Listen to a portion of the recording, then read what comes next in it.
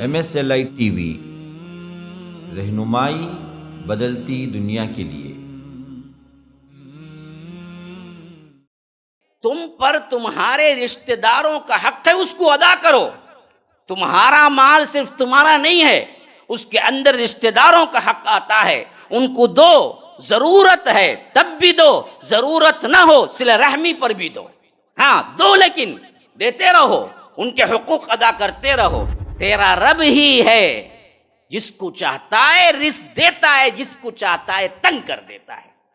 یہ کسی بھی ٹیلنٹ کے بدولت نہیں آتا۔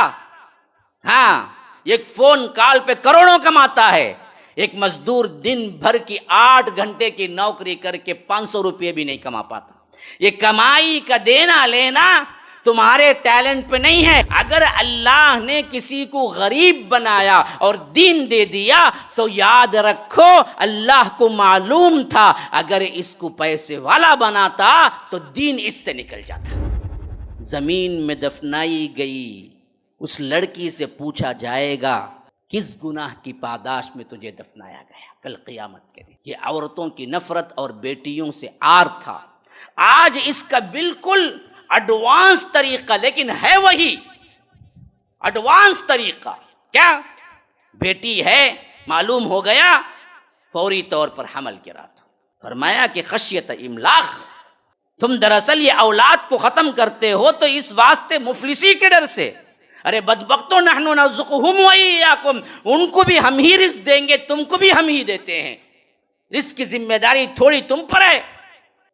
اسی لیے علماء مفسرین کہتے ہیں اللہ کی قسم اللہ ماں باپ سے زیادہ رحم کرنے والا ہے اولاد پر، کیونکہ ماں باپ کو حکم دے رہا ہے قتل نہ کرو، ان کو کبھی قتل نہ کرو، ان کے حمل نہ گراؤ، فیملی پلاننگ نہ کرو، مفلسی کے ڈر سے۔ اللہ پالنے والا ہے، تم تو ذریعہ ہو۔ زنا کرنے سے ڈرو، یہ نسل کو تو برباد کر دیتی ہے، دل کو سیاہ کر دیتی ہے، ہدایت پھر داخل نہیں ہوتی۔ زانی کا دل ایمان سے نکل جاتا ہے۔ اللہ کے رسول صلی اللہ علیہ وسلم نے فرمایا زنا کرتے وقت اس کا ایمان سر پہ ہوتا ہے، اس کے اندر نہیں ہوتا۔ اگر زنا کرتے وقت ہی مر جائے تو پھر اس کا ایمان ہی نہیں ہوتا اس کے اندر۔ اللہ کے رسول صلی اللہ علیہ وسلم نے زناکاروں کے بارے میں فرمایا معراج میں میں گزرا تو دیکھا کہ ایک طرف سڑانڈ بدبودار مردہ گوشت رکھا ہوا ہے اور ایک طرف پاکیزہ تر بالکل بہترین گوشت، اور بعض لوگ ہیں کہ یہ مردہ بدبودار گوشت کھا رہے ہیں، بازو میں جو اس کے لیے تازہ ترین ہے اس کو چھوڑے ہوئے ہیں۔ کہا کہ اللہ کے رسول یہ آپ کے امت کے زانی ہیں، اللہ نے بیوی حلال کی، ان بدبختوں نے حلال کو چھوڑ کے حرام کھایا۔ کیوں امت کی بیٹیوں کو تکلیف دیتے ہو؟ کیوں غریبوں پہ بوجھ بنتے ہو؟ کہ غریب کی بیٹی کا نکاح صرف اس واسطے نہیں ہو رہا ہے کہ اس کے پاس پیسہ نہیں ہے، اس کے پاس شادی خانہ لینے کے لیے، حال لینے کے لیے وسعت نہیں ہے، اسے جہیز دینے کے لیے کچھ نہیں ہے، اور پیسے والے لوگ اپنا پیسہ پانی کی طرح بہا کر لوگوں پر اپنا رعب جماتے ہیں کہ ہم دیکھو کیسا کیے۔ یاد رکھو کتنے مسلمان غریب لڑکیوں کے نکاح کو تم نے روک دیا کہ اس طرح کا نکاح کر کے کہ تم نے خرچیلا نکاح کیا، اوروں کو برے مثال بنے، اور جن جن لڑکیوں کی نکاح نہیں ہوئی اس واسطے کہ ان کے پاس پیسہ اور جہیز نہیں ہے، ان سب کی بری اور بد دعائیں تمہیں کو پہنچیں گی، اور جس کو بد دعا اور مظلوم ہو کے کوئی کرتا ہے تو اللہ اس کو ضرور قبول کرتا ہے۔ ان الحمد للہ نحمده ونستعینه ونستغفره ونؤمن به ونتوکل علیہ ونعوذ باللہ من شرور انفسنا ومن سیئات اعمالنا من يهده الله فلا مضل له ومن يضلل فلا هادي له واشهد ان لا اله الا الله وحده لا شريك له واشهد ان محمدا عبده ورسوله اما بعد فإن خير الحديث كتاب الله وخير الهدي هدي محمد صلى الله عليه وسلم وشر الأمور محدثاتها وكل محدثة بدعة وكل بدعة ضلالة وفي رواية وكل ضلالة في النار. فأعوذ بالله السميع العليم من الشيطان الرجيم من همزه ونفثه ونفخه.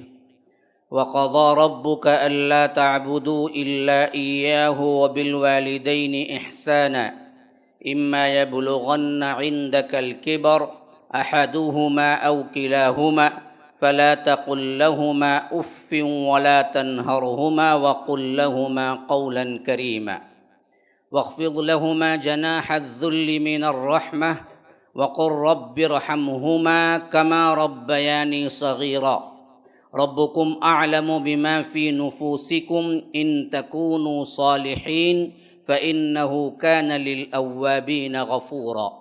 وآت ذا القربى حقه والمسكين وابن السبيل ولا تبذر تبذيرا إن المبذرين كانوا إخوان الشياطين وكان الشيطان لربه كفورا. وإما تعرضن عنهم ابتغاء رحمة من ربك ترجوها فقل لهم قولا ميسورا ولا تجعل يدك مغلولة إلى عنقك ولا تبسطها كل البسط فتقعد ملوما محسورا إن ربك يبسط الرزق لمن يشاء ويقدر إنه كان بعباده خبيرا بصيرا ولا تقربوا الزنا إنه كان فاحشة وساء سبيلا ولا تقتلوا النفس التي حرم الله إلا بالحق ومن قتل مظلوما فقد جعلنا لوليه سلطانا فلا يسرف في القتل إنه كان منصورا ولا تقربوا مال اليتيم إلا بالتي هي أحسن حتى يبلغ أشده وأوفوا بالعهد إن العهد كان مسؤولا وأوفوا الكيل إذا كلتم وزنوا بالقسطاس المستقيم ذلك خير وأحسن تأويلا ولا تقف ما ليس لك به علم إن السمع والبصر والفؤاد كل أولئك كان عنه مسؤولا ولا تمش في الأرض مرحا إنك لن تبلغ الأرض ولن تبلغ الجبال طولا كل ذلك كان سيئه عند ربك مكروها ذلك مما أوحى إليك ربك من الحكمة ولا تجعل مع الله إلها آخر فتلقى في جهنم ملوما مدحورا اللهم أرنا الحق حقا وارزقنا اتباعه وأرنا الباطل باطلا وارزقنا اجتنابه اللهم علمنا ما ينفعنا وانفعنا بما علمتنا وارزقنا علما رب اشرح لي صدري ويسر لي أمري واحلل عقدة من لساني يفقه قولي. اس اللہ کے نام سے ابتدا جس کے ناموں کی کوئی انتہا ہی نہیں. ولو ان ما فی الارض من شجرۃ اقلام والبحر یمدہ من بعدہ سبعۃ ابحر ما نفدت کلمات اللہ. اس ذات اقدس پر کروڑوں درود و سلام ہوں جو تمام جہانوں کے لیے رحمت للعالمین بن کے آئے تھے. اللہم صلی علی محمد وعلی آل محمد کما صلیت علی ابراہیم وعلی آل ابراہیم انک حمید مجید وبارک علی محمد وعلی آل محمد کما بارکت علی ابراہیم وعلی آل ابراہیم انک حمید مجید. برادران اسلام، واجب الاحترام بزرگوں، دوستوں، عزیز ساتھیوں، لائق احترام ماؤں اور بہنوں، ابھی میں نے جو آیات تلاوت کی ہیں یہ سورۃ الاسراء سورہ نمبر 17 آیت نمبر 23 سے لے کر آپ کو تقریباً 39 تک میں نے آیات تلاوت کی ہیں. 23 to 39 تک تقریباً 17-18 آیات. یہ مجموعہ ہے اللہ تبارک و تعالی نے کیا حلال کیا حرام، کس سے بچنا ہے، کیا جائز ہے، کیا تم پر حکم ہے، ان تمام باتوں کو ذکر کر کے فرمایا کہ کل ذالک کان سیئہ عند ربک مکروہا. جتنی باتیں اوپر ذکر ہوئی ہیں وہ سب کی سب بری ہیں، اور یاد رکھو تمہارے رب کے پاس وہ مکروہ ہیں، کراہت کی ہوئی ہیں، حرام ہیں. تو ان تمام باتوں کا مجموعہ یوں کہہ لیجئے کہ اسلام کا خلاصہ ہے، اور ان میں سے کچھ باتیں میں نے گزشتہ کے جمعے میں آپ کے سامنے بیان کر دیا، لیکن مضمون کے اعتبار سے میں نے وہ تمام آیتیں ہی آپ کے سامنے پڑھی ہیں جو گزشتہ جمعہ بھی میں بیان کر چکا ہوں، تو اس کی سرسری طور پر میں ترجمانی کروں گا۔ بقیہ آیات جو باقی رہ گئے ہیں انشاءاللہ اس کی تشریح بھی ہم کرنے کی کوشش کریں گے، وقت نے اگر اجازت دی۔ فرمایا وَقَضَىٰ رَبُّكَ أَلَّا تَعْبُدُوا إِلَّا إِيَّاهُ، ای امر ربک، رب نے حکم کر دیا ہے، فیصلہ سنا دیا ہے کہ کائنات کے اندر اس کے علاوہ کسی کی عبادت نہ ہو۔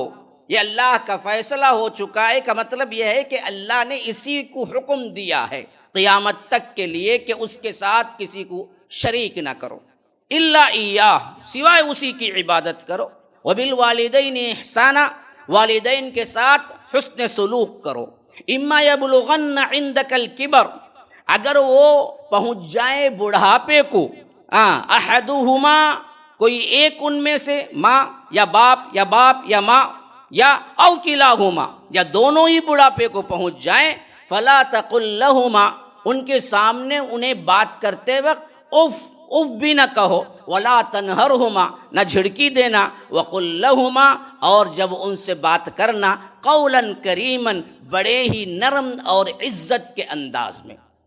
اس کی میں نے پوری تشریح کر دی ہے، اور ایک بات نوٹڈ ہے اس میں کہ یہاں پر یبلغن عندک الکبر، بڑھاپے کو پہنچ جائیں تو تب اف نہ کرو، جھڑکی نہ دو، اس بات کا مطلب یہ ہے کہ وہ بڑھاپے کو نہیں پہنچے تو ان سے کیسے چاہے سلوک کرو، نہ، فرمایا کہ ہمیشہ ہی حسن سلوک کرو، لیکن زیادہ حسن سلوک کا وہ وقت ہے جب تمہارے والدین بڑھاپے کی منزل پہ قدم رکھ دیں، اور خاص طور پر اس وقت جب دونوں میں سے کوئی ایک رہ جائے۔ کیوں؟ ان کے ساتھی نہیں ہیں۔ ہاں، باپ مر گئے، ماں اکیلی ہے، تب زیادہ سپورٹ کرو، یعنی ماں اکیلی ہے تو زیادہ سپورٹ، اسی طرح باپ اکیلا ہے، ماں نہیں ہے تو اس سے زیادہ سپورٹ کرو، کیونکہ تنہا ہے وہ، جو ایک جوڑی ہو کے زندگی گزارے تھے کئی سال، اب وہ تنہا ہے، ایک دوسرے کے لیے محتاج ہیں کہ کوئی ان سے بات کرے، تو اولاد کو تنبیہ کی جا رہی ہے کہ تم اس کمی کو پورا کرو، انہی وقت دو سب سے زیادہ، ان کے پاس بیٹھو، ان کے گلے شکوے سنو، ان کے ساتھ وقت گزارو، تو یہ پوائنٹڈ ہے وہاں پر۔ اچھا آگے بڑھو، تو فرمایا کہ ربکم اعلم، پھر اس کے بعد فرمایا کہ وقل لہما قولا کریما واخفض لہما، ان کے لیے پست رکھو، کیا؟ جناح الذل، یہ جو کھندے ہیں، اصل میں جناح کہتے ہیں پر کو، لیکن یہاں پر ہمارے کھندے مراد ہیں، ان کھندوں کو ان کے سامنے پست رکھو، من الرحمہ، محبت کے ساتھ، رحمت کے ساتھ ان کے سامنے کھڑے رہو، اور ان کے لیے دعائیں کرتے رہو، وقل رب ارحمہما، کہو کہ اے ہمارے رب ان دونوں پر رحم فرما، کما ربیانی صغیرہ، جیسے انہوں نے مجھے بچپن میں رحم و کرم سے پالا ہے، شفقت محبت سے پالا ہے، ایسے ہی ان پر شفقت محبت تو کرتا رہے، خاص طور پر جب وہ چلے جائیں اس دنیا کو چھوڑ کر، اس وقت ان کے لیے یہ دعائیں کرتے رہو، اے اللہ ان کی مغفرت فرما، ان پر رحم فرما، ان کے درجات کو بلند کر، انہیں اعلیٰ علیین میں جگہ دے، ان کے مرتبے کو بڑھا، یہ ہمیشہ پڑھتے رہو، دعائیں ان کے لیے کرتے رہو۔ پھر فرمایا کہ ربکم اعلم بما فی نفوسکم، اللہ تبارک و تعالی جانتا ہے جو کچھ تمہارے نفسوں کے اندر پلتا ہے، جو کچھ تمہارے نفسوں میں کیا ہے، باتیں ہوتی ہیں، جو کچھ تمہارے نفسوں کے اندر نیتیں ہوتی ہیں، اللہ جانتا ہے، کیا کچھ برائی تمہارے اندر پل رہی ہے، کیا نفسانی خواہشات ہیں تمہارے اندر، یہ سب کچھ اللہ جانتا ہے۔ ان تکونوا صالحین، لیکن اصل میں اگر تم چاہو، اگر تم پورے نیت کے ساتھ، اخلاص کے ساتھ نیک عمل کر کے صالح بننا چاہو، فَإِنَّهُ كَانَ لِلْأَوَّابِينَ غَفُورًا، کہ اللہ کو بھی تم پاؤ گے ایسے توبہ کرنے والوں کے لیے بڑا ہی غفور الرحیم۔ خواہ کچھ بھی کر لو تم، اگر تمہاری نیت اور تمہارا اخلاص یہ ہے کہ تم واقعتاً اچھے بننا چاہتے ہو، تو اللہ ضرور تمہاری توبہ قبول کرے گا۔ ہاں نیت میں کھوٹ ہے، بتانے کے لیے لوگ بولتے بھائی میں تو یہ تمنا کرتا، بھائی میں تو تہجد کو اٹھنا چاہتا ہوں، میں تو فجر کو اٹھنا چاہتا ہوں، میں تو کیا سگریٹ چھوڑنا چاہتا ہوں، لیکن کیا ہے دل سے اصل میں وہ کرنا ہی نہیں چاہتا، پھر بولتا کہ نہیں شیطان نے مجھے بھیکا دیا۔ نہیں، اگر تم دل سے نیت کر لو، دل سے تم تابعداری کر لو، دل سے تم صحیح بن جاؤ، تو اللہ کہتا ہے پھر تو ہم تمہاری توبہ کو قبول کریں گے، تمہیں سیدھا راستہ ہی بتائیں گے، وہ غفور ہے۔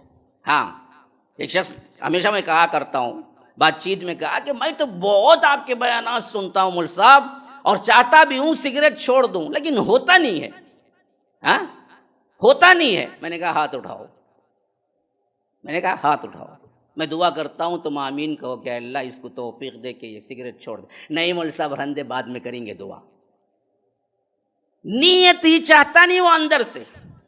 ہم حرام کام چھوڑنا چاہتے ہی نہیں، لیکن ہمارا اپنا ایک طریقہ ہوتا ہے لوگوں کو بتانے کا، ہم تو چاہتے ہیں لیکن ہوتا نہیں ہے۔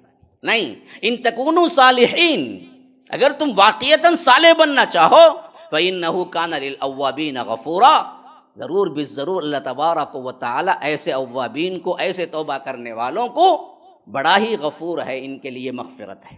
پھر فرمایا وآت ذی القربى حقہ، دیکھو اپنی قرابت داروں، اپنے رشتہ داروں کا حق ادا کرو۔ اور آت ذی القربى میں نے بتا دیا سب سے پہلے رحمی رشتہ دار، خونی رشتہ دار بھائی بہن آتے ہیں، ان کا حق ماں باپ کے بعد کسی کا حق ہے بھائی بہن کا ہے۔ والمسکین، اور مسکین کا حق ادا کرو۔ ہاں، اور فرمایا اسراف نہ کرو۔ وابن السبیل، مسافر کا حق ادا کرو۔ اور ولا تبذر تبذیرا، ان تمام میں اسراف نہ کرو۔ میں نے بتایا تھا کہ اسراف کا معنی ہے اس جگہ خرچ کرنا جہاں پر وہ ضرورت نہ ہو، خواہش نہ ہو، نہیں، ایسا خرچ جس میں ضرورت نہ ہو، اتنا خرچ جو ضرورت کے مطابق ہے بالکل جائز ہے۔ اور اسی طرح وہ خرچ جو اللہ تبارک و تعالی کی نافرمانی میں ہو، فرما برداری میں پورا بھی دے دیں کوئی مسئلہ نہیں ہے۔ اللہ کی راہ میں آپ نے کچھ بھی نہیں رکھا، سب کچھ دے دیا، تبھی بھی وہ اسراف نہیں ہے۔ حتیٰ کہ اللہ کے رسول صلی اللہ علیہ وسلم تو کسی مانگنے والے کو نہ کیے پوری زندگی، کبھی کبھی کوئی سائل آیا اور پوچھا اللہ کے رسول مجھے کچھ چاہیے، اور اللہ کے رسول صلی اللہ علیہ وسلم کے پاس نہیں تھا، تو کہا کہ فلاں کے گھر سے قرض لے لینا میرے نام پر، میں بعد میں ادا۔ قرض لے کے بھی دیا ہے اللہ کی راہ میں، جو ہے وہی نہیں دیا، بلکہ اللہ کی راہ میں قرض لے کے بھی دیا ہے۔ تو اللہ کی راہ میں دینا، خواہ پورا لٹا دو تو بھی وہ تبذیر نہیں ہے، وہ اسراف نہیں ہے۔ اسراف وہ ہے جو دنیاوی راہ میں خواہشات نفس کے پیچھے خرچ کیا جائے، حرام کاری میں خرچ کیا جائے، یا ضرورت سے زائد خرچ کیا جائے۔ السلام علیکم ورحمۃ اللہ وبرکاتہ۔ یہ جو ماہ ہے یہ ماہ محرم ہے، رمضان کے بعد سب سے افضل ترین روزے ماہ محرم کے ہیں، خاص طور پر 9 اور 10 کا روزہ۔ تو ایسے بہت سے احکامات اور بہت سے خرافات، بدعقیدگیاں بھی اس سے جڑی ہوئی ہیں۔ کل بروز ہفتہ بعد نماز عشاء اس موضوع پر میرا خطاب ہے کہ ماہ محرم، خرافات، نظریات اور عقائد، ضرور بالضرور شرکت کرنے کی کوشش کریں۔ فجزاکم اللہ حسن الجزا۔ تو فرمایا کہ وآت ذی القربى حقہ والمسکین وابن السبیل ولا تبذر تبذیرا ان المبذرین، بے شک اسراف کرنے والے کانوا اخوان الشیاطین، یہ شیطان کے بھائی ہیں۔ وکان الشیطان لربہ کفورا، اور شیطان اپنے رب کا بڑا ہی نمک حرام ہے۔ کافر بمعنی کافر بمعنی نمک حرامی کے، ہاں، ناشکر گزاری کے، جسے کہتے ہیں کفر، وہ ایک اصطلاحاً ہے، وہ بھی ہے، لیکن یہاں پر مراد وہ ہے شکر ادا نہ کرنا کفر ہے۔ ہاں، ان شکرتم لازیدنکم ولئن کفرتم، اگر تم شکر گزاری کرو گے تو میں اور دوں گا، اگر تم نافرمانی کرو گے، کیا مطلب؟ اللہ کا انکار نہیں، شکر نہ ادا کرنا کفر ہے، شکر نہ ادا کرنا کفر ہے۔ تو فرمایا کہ اصل میں شیطان بھی اللہ نے جو نعمتیں اس کو دی، حتیٰ کہ ملائکہ کے ساتھ رکھا، فرشتہ نہیں تھا، پھر بھی رب کی رحمت یہ ہوئی کہ وہ ملائکہ کے ساتھ رہا، لیکن کافر کیوں بنا بدبخت نے؟ اس واسطے کہ اس شکر کی ادائیگی کے بجائے اس نے اپنے آپ کو تکبر میں ڈالا اور کہا کہ میں تو بڑا ہوں، میں آگ سے پیدا ہوا ہوں. یہی حالت ان لوگوں کی بھی ہے جو اسراف کرتے ہیں. گویا کہ یہ بولنا چاہتے ہیں کہ اللہ جو تو دیا ہے وہ تیری ہی بغاوت میں، تیری ہی حرام کاری میں، تجھے ہی غصہ دلانے کے لیے ہم خرچ کریں گے. تو اللہ کہتا ہے یہ بھی اسی طرح ہے جس طرح شیطان شکر کرنے کے بجائے ناشکری کیا، ویسے ہی انسان بھی شکر کرنے کے بجائے ناشکری کرے گا تو شیطان ہی کا بھائی کہلائے گا. اور اسی لیے فرمایا کہ وَكَانَ الشَّيْطَانُ لِرَبِّهِ كَفُورًا. یہاں تک میں بیان کر چکا تھا گزشتہ جمعے میں. اب مضمون جو آ رہا ہے وہ اس جمعے کا ہے، کیونکہ پورا مضمون مربوط ہونا چاہیے. اس واسطے میں نے ان آیتوں کی بھی تلاوت کر دی. آتی ذی القربى حقہ کو یاد رکھو اچھی طرح. فرمایا کہ تم پر تمہارے رشتہ داروں کا حق ہے، اس کو ادا کرو. تمہارا مال صرف تمہارا نہیں ہے، اس کے اندر رشتہ داروں کا حق آتا ہے. ان کو دو، ضرورت ہے تب بھی دو، ضرورت نہ ہو صلہ رحمی پر بھی دو. ہاں دو، لیکن دیتے رہو، ان کے حقوق ادا کرتے رہو. والمسکین وابن السبیل، مسکین کو بھی مسافر کو بھی. اب اس کی اہمیت بتانے کے لیے اگلی آیت جو آ رہی ہے وہ بہت اہم ہے. فرمایا کہ وَإِمَّا تُعْرِضَنَّ عَنْهُمُ ابْتِغَاءَ رَحْمَةٍ مِّن رَبِّكَ، اگر تجھے کبھی ایسا ہو جائے کہ ان کی طرف سے اعراض کرنا پڑے، منہ موڑنا پڑے. کن کی طرف سے؟ آتی ذی القربیٰ کی طرف سے، مسکین کی طرف سے، وابن السبیل کی طرف سے. اب ذرا اچھی طرح سنیے اللہ تبارک و تعالی کا کیا منشا ہے یہاں پر، اور کیا خوبصورتی کے ساتھ بات کیا ہے، کیا اعلیٰ کلام ہے. اوپر جو ذکر ہوا کہ رشتہ داروں کو حق دو، ذکر ہوا کہ مسکین کو حق دو، ذکر ہوا کہ مسافر کو حق دو، تمہارے مال میں ان کا حق ہے.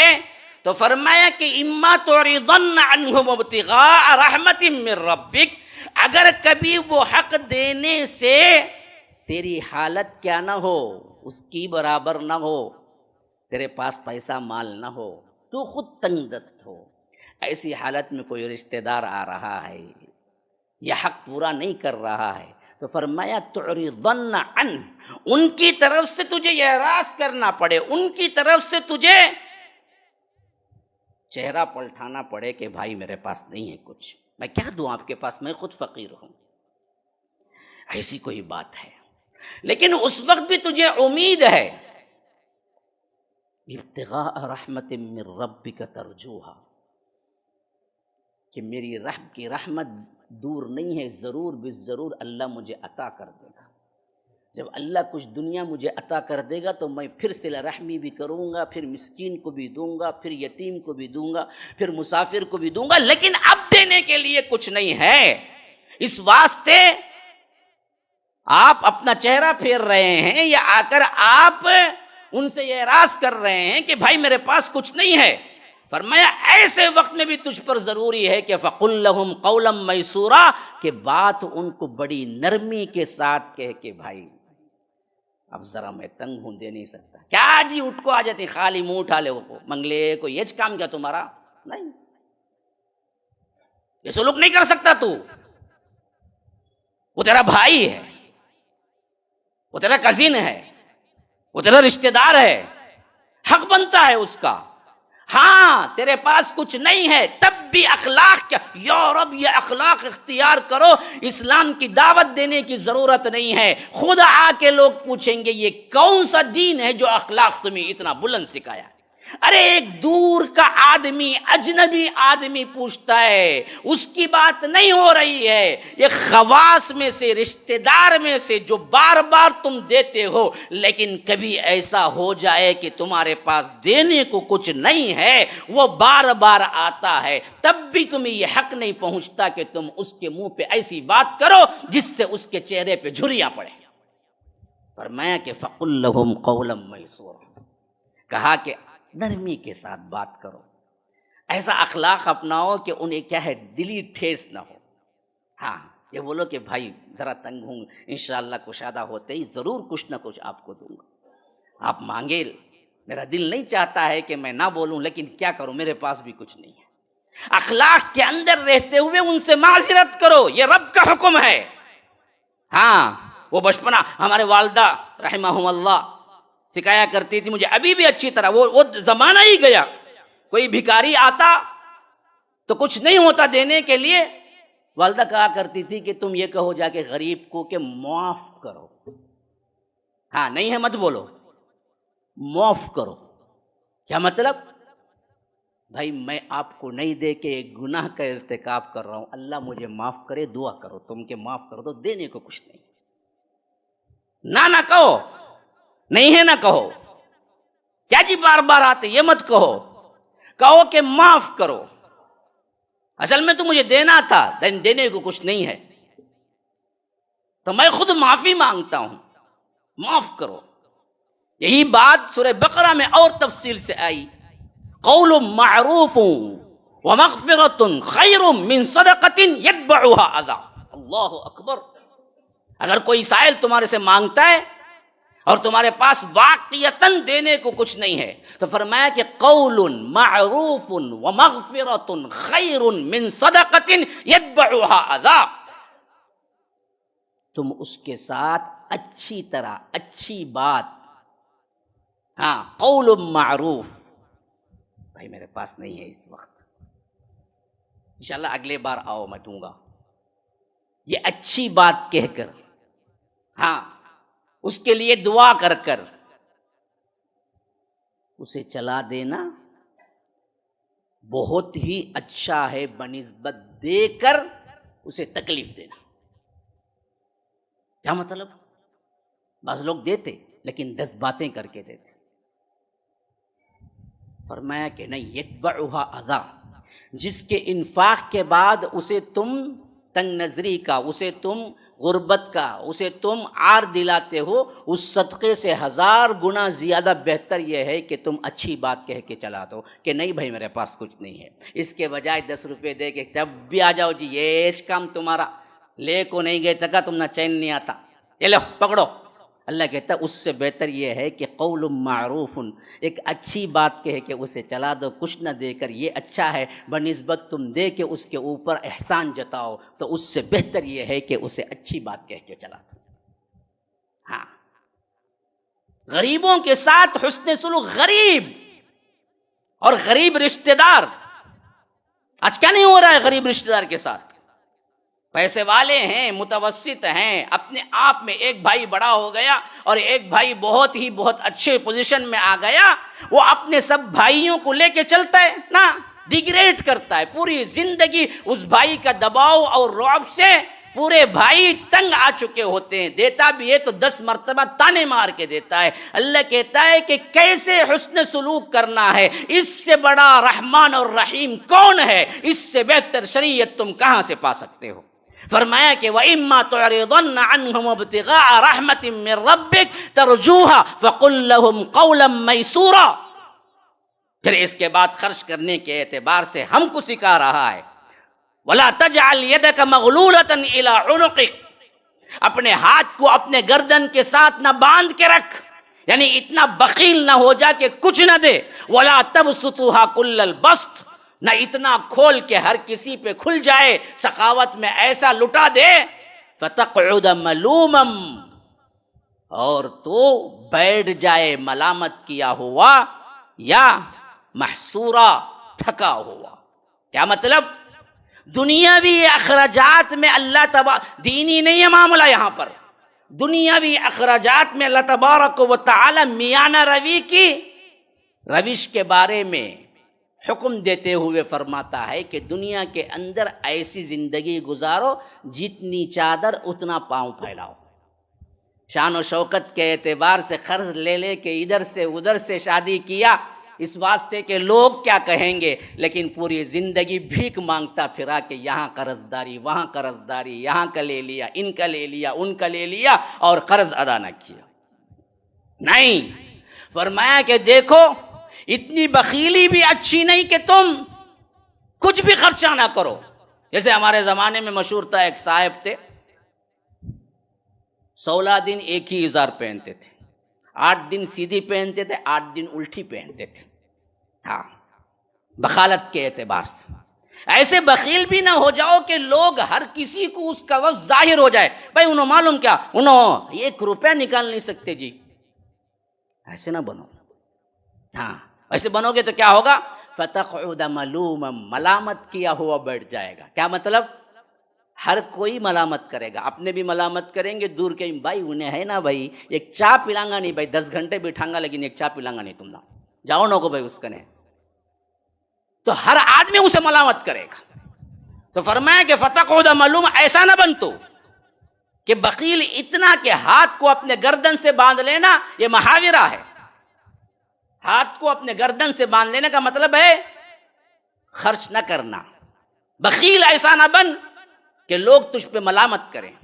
اور اسی طرح وَلَا تَبْسُطُهَا كُلَّ الْبَسْطِ، نہ اتنا خرچیلا بن جا، فَتَقْعُدَ مَلُومًا محسورا، محسور کہتے ہیں تھکا ماندہ، یعنی کیا اٹھا کیا ہونا، یہ ہونا وہ ہونا، منگاؤ منگاؤ منگاؤ منگاؤ، سب منگا کے آخر کیا ہے، لوگوں کے پاس ہاتھ پھیلاتا پھرے کہ نہیں ہے بھائی دیو ذرا، کئی کو بھائی اتنا خرچ کرتے ہیں، دین کے معاملے میں نہیں، دنیا کے معاملے، ہر خواہش پوری ہو جانا ان کی، فلاں دیکھے یہ منگاؤ، وہ اچھا تھا جی، وہ ذرا بولو منگاؤ، وہاں کا کھانا ذرا اچھا تھا، اچھا بھائی ایک بار کھائے اچھا تھا، بول نہیں روز کھائیں گے ہمیں، وہ توا گوشت بہت اچھا ہے منگاؤ وہاں سے، وہ کیا ہے نان اچھی ہے وہاں سے منگاؤ، ہاں وہ چیز اچھی ہے منگاؤ، وہ گوشت اچھا ہے وہاں سے، کیا ہے وہ ہوٹل میں فلاں ہے، صرف کھانا پینا عیش آرام۔ ارے اللہ دینے والا ہے، یہ نہیں سکھایا اللہ نے، پاؤں اتنا ہی پھیلاؤ جتنی تمہاری چادر ہے، ورنہ کیا ہو جاؤ گے، تھکے ماندے بیٹھ جاؤ گے۔ ایک زمانہ ایسا آ جائے گا تمہاری زندگی میں، تم کہو گے کہ کاش کہ میں اتنا خرچہ نہ کرتا۔ ان دونوں کے درمیان رہو، اسی لیے فرمایا کہ فَتَقْعُدَ مَلُومًا مَحْسُورًا۔ اور رزق کے معاملے میں میرا کیا ہے معاملہ، میرا اصول کیا ہے، یہ بھی سن لو۔ رب کہتا ہے اِنَّ رَبَّكَ يَبْسُطُ الرِّزْقَ لِمَن يَشَاءُ وَيَقْدِرُ، بے شک تیرا رب ہی ہے جس کو چاہتا ہے رزق دیتا ہے، جس کو چاہتا ہے تنگ کر دیتا ہے۔ یہ کسی بھی ٹیلنٹ کے بدولت نہیں آتا۔ ہاں ایک فون کال پہ کروڑوں کماتا ہے، ایک مزدور دن بھر کی 8 گھنٹے کی نوکری کر کے 500 روپے بھی نہیں کما پاتا۔ یہ کمائی کا دینا لینا تمہارے ٹیلنٹ پہ نہیں ہے، یہ میرے حکم پہ چلتا ہے، میں جس کو چاہوں دوں، اور فقیر کو بادشاہ بنا کے بٹھا دوں، یا جس کو چاہے تنگ کر دوں، بادشاہ کو فقیر بنا کے بٹھا دوں، یہ پورا میرے اختیار میں ہے۔ اس واسطے میری تابعداری کر، مجھ سے مانگ، اگر میں چاہوں وقت کے 1000ویں سیکنڈ کے اندر تمہیں کیا ہے میں بلندی پہ پہنچا سکتا ہوں۔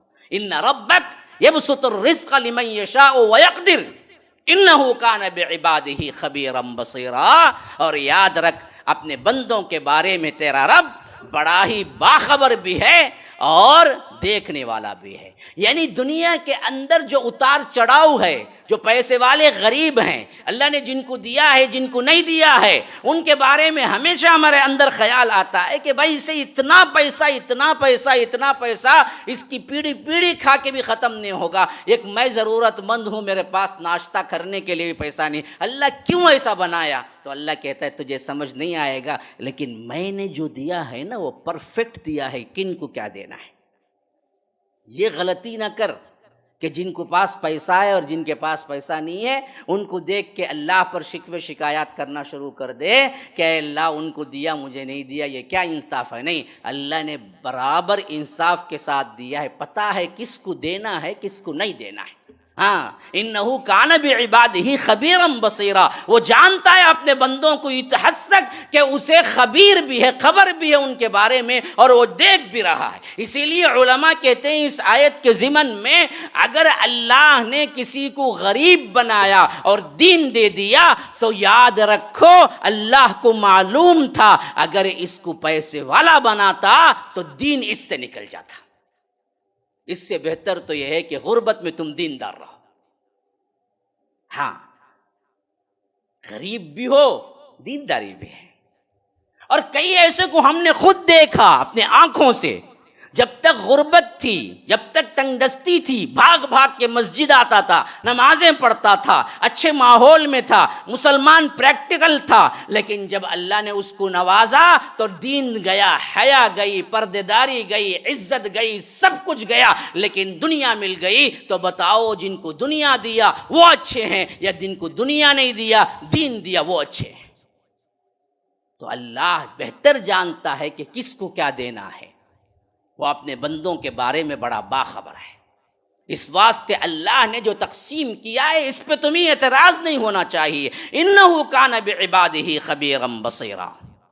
پھر فرمایا کہ ولا تقتلوا اولادکم خشیۃ املاق نحن نرزقهم وإیاکم ان قتلهم کان خطئا کبیرا۔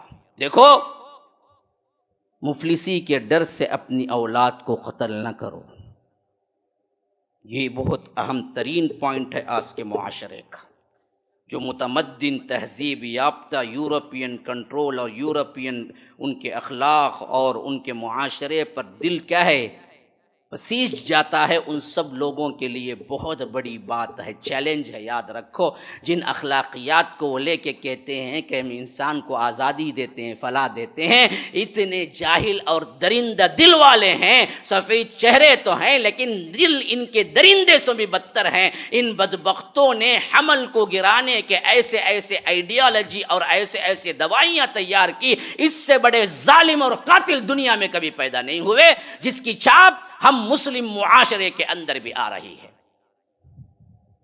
وَلَا تَقْتُلُوا أَوْلَادَكُمْ خَشْيَةَ إِمْلَاقٍ، اصل میں کس کی طرف اشارہ ہے؟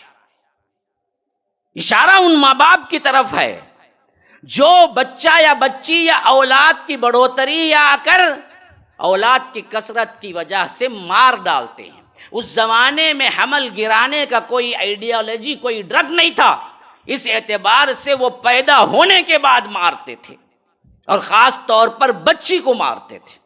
بیٹی پیدا ہوئی وہ زندہ دفن کرتے تھے۔ وَإِذَا بُشِّرَ أَحَدُهُمْ بِالْأُنثَىٰ ظَلَّ وَجْهُهُ مُسْوَدًّا وَهُوَ كَظِيمٌ يَتَوَارَىٰ مِنَ الْقَوْمِ مِنْ سُوءِ مَا بُشِّرَ بِهِ أَيُمْسِكُهُ عَلَىٰ هُونٍ أَمْ يَدُسُّهُ فِي التُّرَابِ أَلَا سَاءَ مَا يَحْكُمُونَ۔ جب اسے بچی کی پیدائش کی خوشخبری دی جاتی تھی تو اس کا چہرہ ذلت سے سیاہ ہو جاتا تھا، وہ غصے کو پی جاتا تھا، وہ محسوس کرتا تھا کہ میں کیا کروں، اس کو باقی رکھوں یا زمین میں اس کو دفنا دوں۔ وَإِذَا الْمَوْءُودَةُ سُئِلَتْ۔ السلام علیکم ورحمۃ اللہ وبرکاتہ۔ یہ جو ماہ ہے یہ ماہ محرم ہے۔ رمضان کے بعد سب سے افضل ترین روزے ماہ محرم کے ہیں، خاص طور پر 9 اور 10 کا روزہ۔ تو ایسے بہت سے احکامات اور بہت سے خرافات، بد عقیدگیاں بھی اس سے جڑی ہوئی ہیں۔ کل بروز ہفتہ بعد نماز عشاء اس موضوع پر میرا خطاب ہے کہ ماہ محرم، خرافات، نظریات اور عقائد، ضرور ضرور شرکت کرنے کی کوشش کرے۔ فجزاکم اللہ حسن الجزا۔ زمین میں دفنائی گئی اس لڑکی سے پوچھا جائے گا کس گناہ کی پاداش میں تجھے دفنایا گیا کل قیامت کے دن۔ یہ عورتوں کی نفرت اور بیٹیوں سے آر تھا، آج اس کا بالکل ایڈوانس طریقہ، لیکن ہے وہی ایڈوانس طریقہ۔ کیا؟ بیٹی ہے، معلوم ہو گیا، فوری طور پر حمل گرا دو، یہ ایک طریقہ۔ دوسرا، زنا کے ساتھ معلوم ہوا بچہ ٹک گیا، زنا جتنے چاہے کرو، کیسے چاہے کرو، تمام اکوپمنٹ استعمال کرو تاکہ بچہ نہ ٹک جائے۔ گورنمنٹ ہی نہیں، پورا ایڈ اسی پر دنیا کا مبنی ہے کہ زنا کرو لیکن احتیاط کے ساتھ۔ شادی کرو نہیں بولتا، زنا کرو، علل اعلان زنا کرو، لیکن احتیاط کے ساتھ تاکہ بچہ نہ ٹک جائے۔ اگر ولو بالفرض احتیاط کے ساتھ بھی ٹک گیا تو حمل گرا دو۔ فرمایا کہ خشیت املاق، تم دراصل یہ اولاد کو ختم کرتے ہو تو اس واسطے مفلسی کے ڈر سے۔ ارے بدبختوں، نحن نرزقهم وإیاکم، ان کو بھی ہم ہی رزق دیں گے، تم کو بھی ہم ہی دیتے ہیں، رزق کی ذمہ داری تھوڑی تم پر ہے۔ اسی لیے علماء مفسرین کہتے ہیں اللہ کی قسم، اللہ ماں باپ سے زیادہ رحم کرنے والا ہے اولاد پر، کیونکہ ماں باپ کو حکم دے رہا ہے قتل نہ کرو۔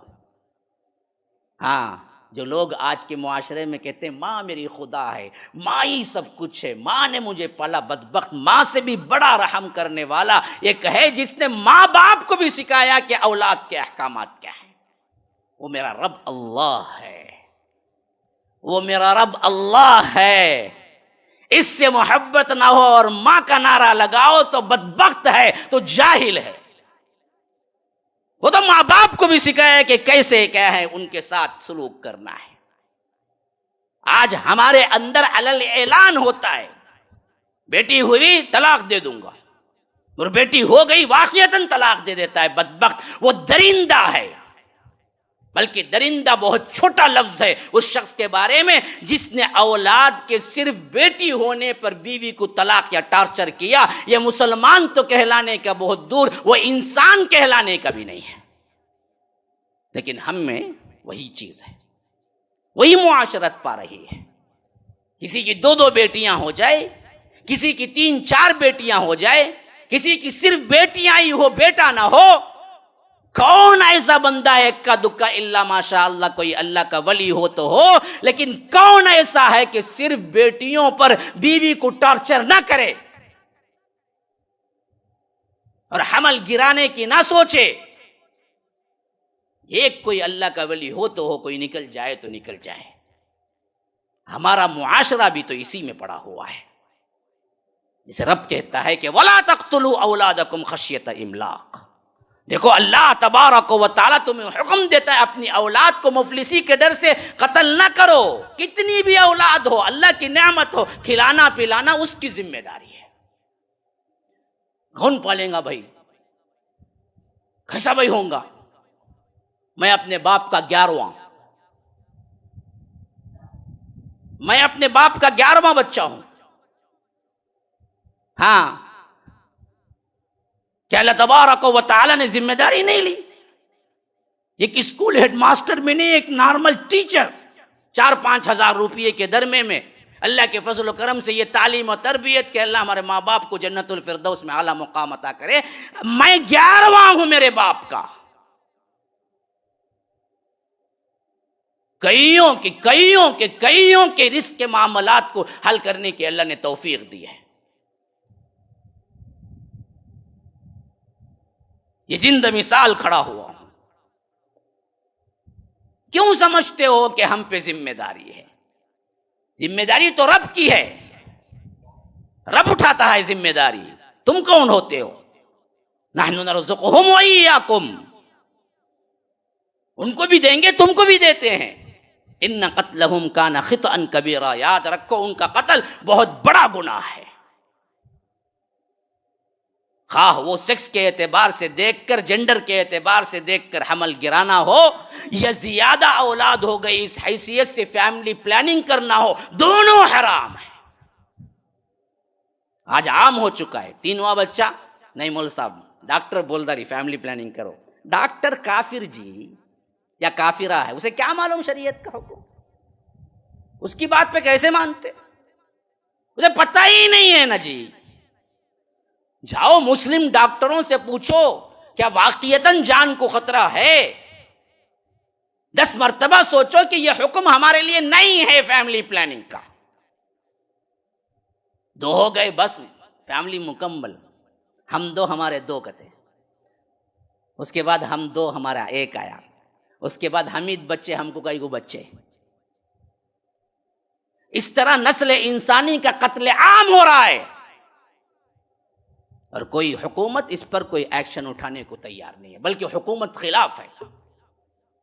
ہاں، میں میرے بچے کے 4ویں بچے کے لیے گیا تو میرا لیٹر لینا منع کر دیا اس نے۔ ہاں، کہا کہ یہ بچے کو کیسے ہم دیں گے؟ 2 پہ کیوں نہیں آپریشن کیا؟ 3 پہ کیوں نہیں آپریشن؟ کتنی جھنجھٹ ہوئی پتہ ہے مجھے۔ اس ماحول میں شریعت پہ چلنا اور یہ بتانا کہ رب نے انسانیت کے حقوق کو کس حد تک محفوظ کیا ہے، ہماری اپنی ذمہ داری ہے،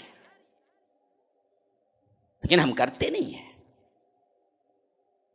یہ تو آ گئی انسانی حق کے سلسلے میں۔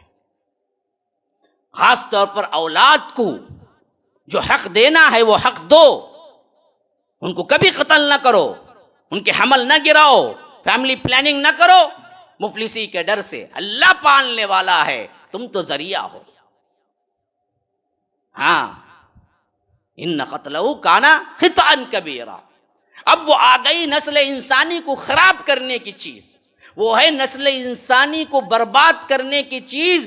قتل کے اعتبار سے انسانیت کی نسل کو ختم کرنا ہے. انسانی نسل کو خراب کرنے کا جو مدعا ہے وہ اس آیت میں بیان ہو رہا ہے. فرمایا کہ وَلَا تَقْرَبُوا الزِّنَا، لوگوں سنو زنا کے قریب نہ جاؤ. اِنَّهُ كَانَ فَاحِشَةً، بے شک یہ کھلی بے حیائی ہے. ہاں، اِنَّهُ كَانَ فَاحِشَةً، کان فاحشہ میں یہ بات بھی آ گئی کہ ہمیشگی کی بے حیائی ہے، یعنی کبھی کسی شریعت میں یہ حلال ہوا ہی نہیں، ہر زمانے میں یہ بے حیا کام تھا. تمہارے لیے بھی بے حیائی کا کام ہے. وَسَاءَ سَبِيلًا، اور یہ بری راہ کی طرف رہنمائی کرتا ہے. آخر اس پہ چلو گے نسل انسانی کی رشتہ داری کا نظام درہم برہم ہو کے رہ جائے گا. اور یہاں پر یہ بات نہ کہا کہ زنا نہ کرو، ولا تفعلوا الزنا نہیں کہا کہ ولا تقربوا الزنا، زنا کے قریب بھی نہ جاؤ. کیا مطلب؟ زنا کے قریب ہونے والی جتنی چیزیں ہیں وہ سب بھی حرام کرتی. آج ہمارے معاشرے میں زنا ایک عام بات ہو چکی ہے. اس کی کئی کازز ہیں، اگر اس پہ بات کرنا ہے اس کے لیے مستقلاً 3-4 گھنٹے چاہیے. جمعہ کا یہ مختصر ترین خطبہ اس کے لیے ناکافی ہے. لیکن یاد رکھو مسلمانوں، آج ہمارے اندر زنا کی جو کثرت اور اس کے اعتبار سے جو خطرناکی ہے ختم ہوتی جا رہی ہے، اس وجہ سے کہ ہم نے شریعت میں اس کا کیا حکم ہے اسے پڑھا ہی نہیں ہے. اللہ کے رسول صلی اللہ علیہ وسلم اور اس شریعت نے زنا کے جتنے محرکات ہیں آس پاس کے ان سب کو ختم کر دیا. ہاں، فرمایا کوئی عورت سفر نہ کرے، کوئی بھی عورت، لا تسافر المرأة، کوئی عورت سفر نہ کرے الا مع ذی محرم، محرم ساتھ ہو تو سفر کرے، اکیلی عورت سفر نہ کرے. ہاں، اکیلی مسافر بن کے جائے گی کچھ بھی ہو سکتا ہے. آج تعلیم کے نام پر بچیوں کو یورپین کنٹریز میں فلاں پہ چھوڑ کے آتے ہیں. کیا اس حدیث کی صراحتاً اختلاف نہیں کرتے، خلاف نہیں کرتے؟ پھر بھی اسلام کا اپنے نام پر کیا ہے، بہت بڑا ہمارا عنوان ٹائٹل ہے. کتنے لوگ ہیں. اسی طرح فرمایا اللہ کے رسول صلی اللہ علیہ وسلم نے، عقبہ بن عامر کی روایت ہے، فرمایا کہ اللہ کے رسول صلی اللہ علیہ وسلم نے، دیکھو عورتوں کے پاس نہ جایا کرو کہیں بھی. اختلاط مرد و زن حرام ہے. شادی کے نام پر کیا کچھ نہیں ہو رہا ہے آج، اور اسلامی نام پھر بھی باقی، مسلمان پھر بھی باقی. ہاں، لیکن شادیاں کیسی ہماری پورے. فرمایا کہ عورتوں کے پاس نہ جایا کرو. فقال رجل من الانصار، انصار میں سے ایک شخص نے پوچھا، اے اللہ کے رسول صلی اللہ علیہ وسلم، افرأیت الحمو، حمو کے بارے میں آپ کا کیا خیال ہے؟ شوہر کے بھائی، جسے ایک ہم کہتے ہیں کہ دیور جیٹ، اسے کہتے ہیں عربی میں حمو. اللہ کے رسول صلی اللہ علیہ وسلم کو یہ صحابی نے پوچھا، جب اللہ کے رسول صلی اللہ علیہ وسلم نے فرمایا کہ عورتوں کے پاس نہ جایا کرو، تنہا نہ رہا کرو، عورت مردوں کا اختلاط نہ ہو. ایاکم والدخول علی النساء، مرد عورتوں پر جانے سے احتراز کرو. تو صحابی نے کہا کہ فقال رجل من الانصار، انصار میں سے ایک صحابی نے پوچھا، افرأیت الحمو، حمو کے بارے میں آپ کیا کہتے ہیں؟ فرمایا کہ الحمو الموت، وہ تو موت ہے، اس سے تو پردہ کرنا اور زیادہ ضروری ہے. باہر کا چور تو باہر کا، یہ تو اندر کا چور ہے، یہ تو گھر میں رہنے والا ہے. ہاں، اپنی بیوی سے پردہ کرانا، اپنے بھائیوں سے، خواہ وہ چھوٹا ہو بڑا، تم پر لازم ہے. آج ہمارا معاشرہ کیسے؟ جیٹ کو کھانا ڈال کو دینا، کون اس کی جو روح چھوٹے بھائی کی. کون جی بولا تم نا شریعت ہے یہ؟ ارے جیٹ کی جی، جیٹ بڑے بھائی کے سر کا بھائیوں نے، اس میں کیا غلطی؟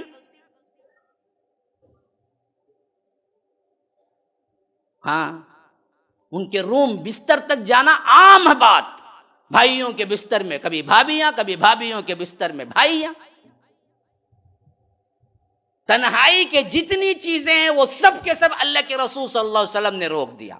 فرمایا کہ کوئی دو آدمی اجنبی مرد عورت تنہائی اختیار نہ کریں جس کا تیسرا شیطان ہوتا ہے. تنہا کبھی نہ بیٹھے دونوں، اس کے ساتھ اس کا کوئی محرم ہو تب بیٹھے، ورنہ نہیں. ہموں کے بارے میں تو آپ نے سن لیا، سفر کے بارے میں آپ نے سن لیا. اکیلے نہ جاؤ. اللہ کے رسول صلی اللہ علیہ وسلم کے بیویوں کے بارے میں فرمایا، ان سے بھی بات کرنی پڑی.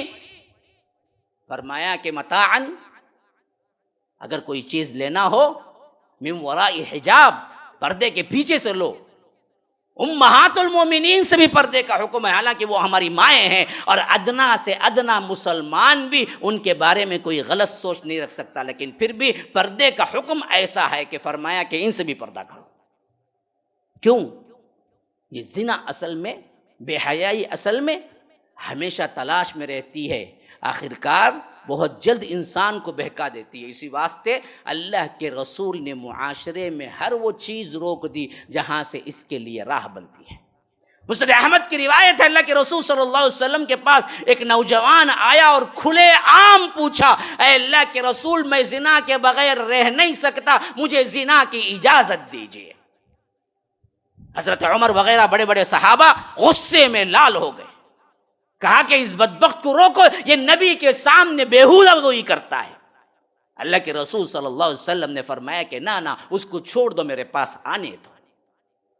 وہ بندہ قریب آیا تو پوچھا کہ تم اس کام کے لیے اپنے ماں کو حلال کرتے ہو، اپنے ماں کے لیے جائز سمجھتے ہو؟ وہ کہا کہ اللہ اور اس کے رسول، میرے ماں باپ آپ پر فدا ہوں، اللہ کے رسول میں کیسے اپنے ماں سے زنا سوچ سکتا ہوں؟ تو اللہ کے رسول صلی اللہ علیہ وسلم نے کہا بھی لوگ بھی اپنے ماؤں کے ساتھ زنا نہیں چاہتے. بولنے کا مقصد یہ تھا کہ جو کسی لڑکی سے تو کرے گا وہ کوئی ماں بھی تو ہوگی نا کسی کی. پھر پوچھا کیا تو بیٹی کے ساتھ یہ کرنا چاہے گا؟ کہا کہ نہیں، سوچ بھی نہیں سکتا.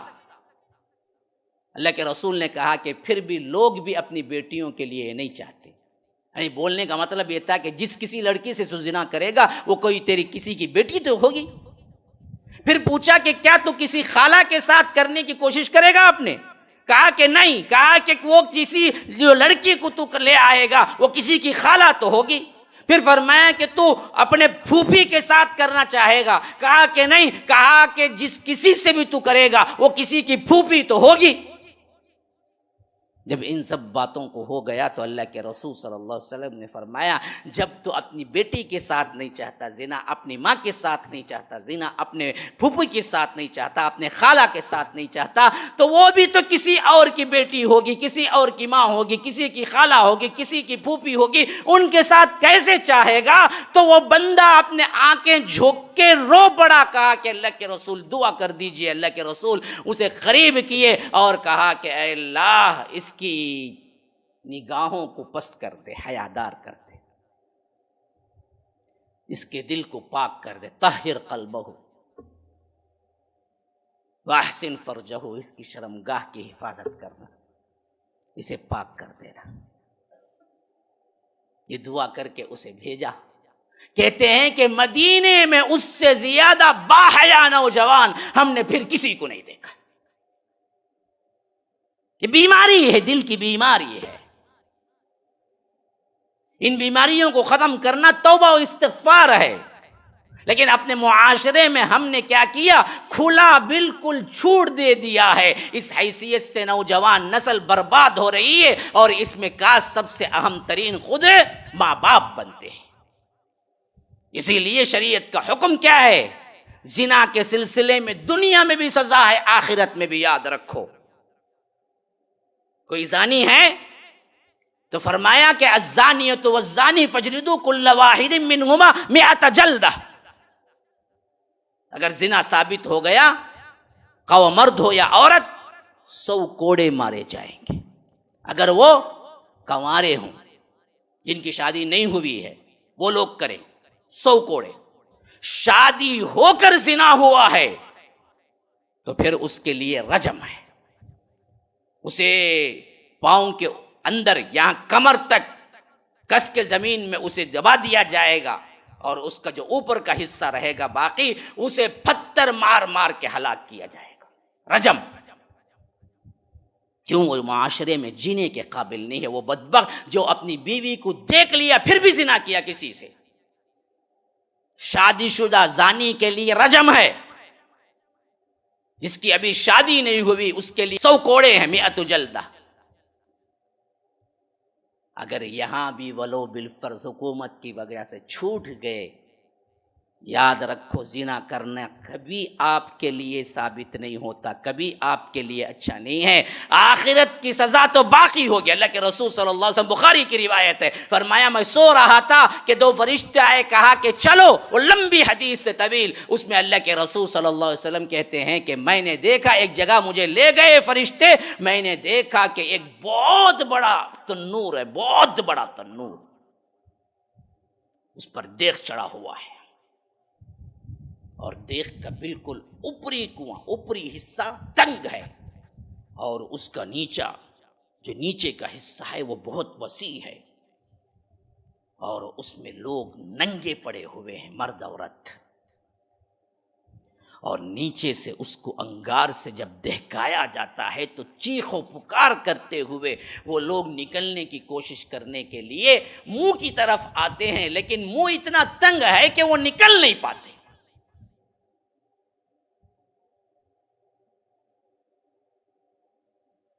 پھر اس کے بعد اسے کوئی دھکیلتا ہے تو وہ پھر نیچے جا کے تہ میں بیٹھتے ہیں، پھر بڑی کوشش کر کے اوپر آنے کی کوشش کرتے ہیں، یہاں تک کہ اوپر پہنچنے تک ان کو وقت لگتا ہے، لیکن پھر وہاں سے نکلنے کی کوشش کرتے ہیں تو منہ اتنا تنگ ہے کہ پھر اسے آگ میں ڈھکل دیا جاتا ہے۔ اسی طرح کا عمل ہو رہا تھا۔ میں نے پوچھا، اے جبرائیل یہ ہیں کون؟ کہا کہ اللہ کے رسول یہ آپ کے امت کے زانی مرد اور عورتیں ہیں۔ ہاں، یہ سزا کس کی سزا ہے؟ زنا کرنے سے ڈرو، یہ نسل کو تو برباد کر دیتی ہے، دل کو سیاہ کر دیتی ہے، ہدایت پھر داخل نہیں ہوتی، زانی کا دل ایمان سے نکل جاتا ہے۔ اللہ کے رسول صلی اللہ علیہ وسلم نے فرمایا زنا کرتے وقت اس کا ایمان سر پہ ہوتا ہے، اس کے اندر نہیں ہوتا، اگر زنا کرتے وقت ہی مر جائے تو پھر اس کا ایمان ہی نہیں ہوتا اس کے اندر۔ اور اس کے جانے کے جتنے ذرائع ہیں سب حرام ہیں، لڑکی کو دیکھنا، موویز، ایک دوسرے کی نظر بازی، حرام کاریاں، شادی کے نام پر جو مخلوط طور پر ہمارے مجلسیں ہوتی ہیں، جو مخلوط تعلیم ہوتی ہے، جو اسکول کو ایجوکیشن ہے، ان تمام کا معاملہ وہی ہے۔ اپنے بچوں اور بچیوں کو سکھاؤ، سمجھاؤ، رب کے نظر میں یہ بہت برا ہے، دنیا بھی خراب ہے، آخرت بھی خراب ہے۔ اللہ کے رسول صلی اللہ علیہ وسلم نے زناکاروں کے بارے میں فرمایا، معراج میں گزرا تو دیکھا کہ ایک طرف سڑانڈ بدبودار مردہ گوشت رکھا ہوا ہے، اور ایک طرف پاکیزہ تر بالکل بہترین گوشت، اور بعض لوگ ہیں کہ یہ مردہ بدبودار گوشت کھا رہے ہیں، بازو میں جو اس کے لیے تازہ ترین ہے اس کو چھوڑے ہوئے ہیں۔ پوچھا اللہ کے رسول نے جبرائیل سے، یہ کون لوگ ہیں جو پاکیزہ تر چیز چھوڑ کے بدبودار گوشت کھا رہے ہیں؟ کہا کہ اللہ کے رسول یہ آپ کے امت کے زانی ہیں، اللہ نے بیوی حلال کی، ان بدبختوں نے حلال کو چھوڑ کے حرام کھایا، حرام کو اختیار کیا۔ ہاں، زنا کا ایک اہم ترین کاز نکاح کا خرچیلا ہونا، نکاح کی مہنگائی اور زنا کی آسانی ہے۔ ہمارا معاشرہ بیٹھ کے سوچے اس بارے میں کہ ہم نے نکاح کو کتنا قیمتی اور کتنا خرچیلا بنا ڈالا۔ جو قوم اپنے نکاحوں کے سلسلے میں یہ چیز اپنائے، یاد رکھو اس قوم کے اندر نکاح مہنگا پڑتا ہے، زنا عام ہوتا ہے۔ نکاح کو آسان کرو، نکاح کو آسان کرو، نکاح کو آسان کرو، حتیٰ کہ اپنے گھروں میں نکاح کی محفلیں منعقد کرو، آپ کو 10 روپیے کا خرچہ نہیں۔ یہ لمبا ہال، اوپر سے ڈرون فوٹوگرافی لینے کے لیے، ہاں کیسے بھی ہال کا 1 لاکھ روپیے کا خرچہ، ویڈیوگرافی، کھانا، فلاں فلاں۔ کیا ضرورت ہے؟ کیا ضرورت ہے لوگوں؟ کیا ضرورت ہے؟ اگر یہ ڈرون نہ ہو، یہ ہال نہ ہو، یہ سسٹم نہ ہو، یہ اتنے خرچیلے چیزیں نہ ہو، اللہ کی قسم تبھی بھی نکاح حلال ہے تمہارا اگر ایجاب و قبول کے ساتھ 4 لوگ جمع ہو جائیں۔ جہاں تم 10 روپیہ خرچہ کیے بغیر تمہارا نکاح تم اپنے بیٹے بیٹی کا کر سکتے ہو، تو اسے لاکھوں کیوں خرچہ کرتے ہو؟ کیوں مہنگا کرتے ہو؟ کیوں امت کی بیٹیوں کو تکلیف دیتے ہو؟ کیوں غریبوں پہ بوجھ بنتے ہو کہ غریب کی بیٹی کا نکاح صرف اس واسطے نہیں ہو رہا ہے کہ اس کے پاس پیسہ نہیں ہے، اس کے پاس شادی خانہ لینے کے لیے، ہال لینے کے لیے وسعت نہیں ہے، اسے جہیز دینے کے لیے کچھ نہیں ہے، اور پیسے والے لوگ اپنا پیسہ پانی کی طرح بہا کر لوگوں پر اپنا رعب جماتے ہیں کہ ہم دیکھو کیسا کیے۔ یاد رکھو کتنے مسلمان غریب لڑکیوں کے نکاح کو تم نے روک دیا کہ اس طرح کا نکاح کر کے کہ تم نے خرچیلا نکاح کیا، اوروں کو برے مثال بنے، اور جن جن لڑکیوں کی نکاح نہیں ہوئی اس واسطے کہ ان کے پاس پیسہ اور جہیز نہیں ہے، ان سب کی بری اور بد دعائیں تمہیں کو پہنچیں گی، اور جس کو بد دعا اور مظلوم ہو کے کوئی کرتا ہے تو اللہ اس کو ضرور قبول کرتا ہے۔ کھلے عام اللہ سے بغاوت کیوں کرتے ہیں یہ سب کچھ؟ نکاح کو آسان کرو، نکاح کو آسان کرو۔ زنا ختم کرنا ہے معاشرے سے، نکاح کو آسان کرو۔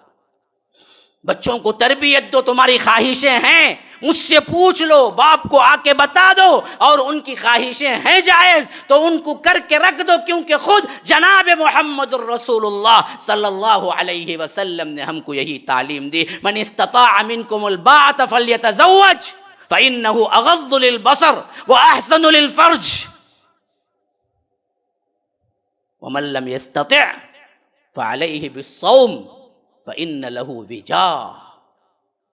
فرمایا کہ یا معشر الشباب، اے نوجوانوں کی جماعت، من استطاع منکم الباء، کسی کے پاس قوت با ہے، نکاح کرنے کی صلاحیت ہے، جوانی ہے، با کہتے ہیں جوانی کو، پیسے کو نہیں، فلیتزوج، اس کو چاہیے کہ وہ نکاح کر لے، ہاں اس کی عمر 15 16 17 18 سال۔ بولیں گے کیا مولوی صاحب راؤنمنٹ کے خلاف بولتے ہیں تو ہم نہ پکڑوا دیں گے جس طرح؟ ہاں ہمارے ہاں نہیں ہے، لیکن نکاح تو ہو سکتا ہے نا جی، رجسٹر کرنا ضروری نہیں نا، 21 میں کر لو رجسٹر، رخصتی بعد میں رکھ لو، اس کی عصمت تو محفوظ ہوتی ہے نا۔ فرمایا فَإِنَّهُ أَغَضُّ لِلْبَصَرِ وَأَحْسَنُ لِلْفَرْجِ، یا اس واسطے کہ اس کے نگاہوں کو وہ جھکا کے رکھتا ہے، حیاداری آتی ہے اس کے اندر، اور اس کی شرمگاہ کی حفاظت ہوتی ہے۔ فَمَن لَّمْ يَسْتَطِعْ، اگر وہ نہیں کر سکتا، ہاں کسی وجہ سے وہ نہیں کر سکتا نکاح، ان نوجوانوں کے لیے نصیحت کیا ہے؟ فعلیہ بالصوم، روزہ رکھے۔ کیوں؟ فإن لہ وجا، وہ شہوت کو توڑ دیتا ہے، برے خیالات کو نکال دیتا ہے، فحش فلمیں دیکھنے سے روک دیتا ہے۔ ہاں اپنے ہاتھ سے نکاح کرنے والے کتنے نوجوان ہیں، یہ حرام کاری میں پڑے ہوئے کتنے نوجوان ہیں، کتنی لڑکیاں ہیں جو مسلمان ہوتے ہوئے غیروں کے ساتھ بھاگ گئی۔ کیوں نہیں سمجھتا یہ معاشرہ کہ یہ غلطیاں ہماری طرف سے ہو رہی ہیں؟ ہم اگر اس کو روکیں گے تو پھر تو ہمارے معاشرے کے اندر صحیح طور پر نہج آئے گا، ورنہ تو ہو سکتا ہے کہ آج ہمارے حلالی بچے کل کی نسلیں حرامی پیدا ہو جائیں۔ اللہ ہی محفوظ رکھنے والا ہے۔ ھذا وباللہ التوفیق وصلی اللہ وسلم علی نبینا محمد۔ اسأل اللہ لی ولکم ولسائر المسلمین من کل ذنب فاستغفروہ انہ هو الغفور الرحیم۔ الحمد لله حمدا كثيرا كما أمر، وأشهد أن لا إله إلا الله وحده لا شريك له إدغاما لمن جحد به وكفر، وصلى الله وسلم على نبينا محمد۔ فأعوذ بالله السميع العليم من الشيطان الرجيم من همزه ونفثه ونفخه، إن الله وملائكته يصلون على النبي يا أيها الذين آمنوا صلوا عليه وسلموا تسليما۔ اللهم صل على محمد وعلى آل محمد كما صليت على إبراهيم وعلى آل إبراهيم إنك حميد مجيد، وبارك على محمد وعلى آل محمد كما باركت على إبراهيم وعلى آل إبراهيم إنك حميد مجيد، وصل على جميع الأنبياء والمرسلين والملائكة المقربين والخلفاء الراشدين، خصوصا منهم أبي بكر وعمر وعثمان وعلي رضوان الله تعالى عن الصحابة كلهم أجمعين۔ فأعوذ بالله من الشيطان الرجيم، إن الله يأمر بالعدل والإحسان وإيتاء ذي القربى وينهى عن الفحشاء والمنكر والبغي يعظكم لعلكم تذكرون، اذكروا الله يذكركم وادعوه يستجب لكم ولذكر الله أكبر والله يعلم ما تصنعون۔ السلام علیکم ورحمۃ اللہ وبرکاتہ۔ یہ جو ماہ ہے یہ ماہ محرم ہے۔ رمضان کے بعد سب سے افضل ترین روزے ماہ محرم کے ہیں، خاص طور پر 9 اور 10 کا روزہ۔ تو ایسے بہت سے احکامات اور بہت سے خرافات، بدعقیدگیاں بھی اس سے جڑی ہوئی ہیں۔ کل بروز ہفتہ بعد نماز عشاء اس موضوع پر میرا خطاب ہے کہ ماہ محرم، خرافات، نظریات اور عقائد، ضرور ضرور شرکت کرنے کی کوشش کریں۔ فجزاکم اللہ حسن الجزا۔ السلام علیکم ورحمۃ اللہ وبرکاتہ۔ آپ بخوبی جانتے ہیں کہ مسجد السلام کے اخراجات کافی زیادہ ہیں، اور یہ تمام کے تمام آپ لوگوں اہل خیر حضرات کے تعاون سے ہی پورے ہوتے آ رہے ہیں۔ اس لیے آپ تمام سے گزارش ہے کہ جاتے ہوئے اللہ کے راستے میں زیادہ سے زیادہ دے کر جائیں۔ اللہ رب العالمین ہمیں اس کا بدلہ دنیا و آخرت میں عطا کرے۔ شکراً، جزاکم اللہ خیراً۔ السلام علیکم ورحمۃ اللہ وبرکاتہ۔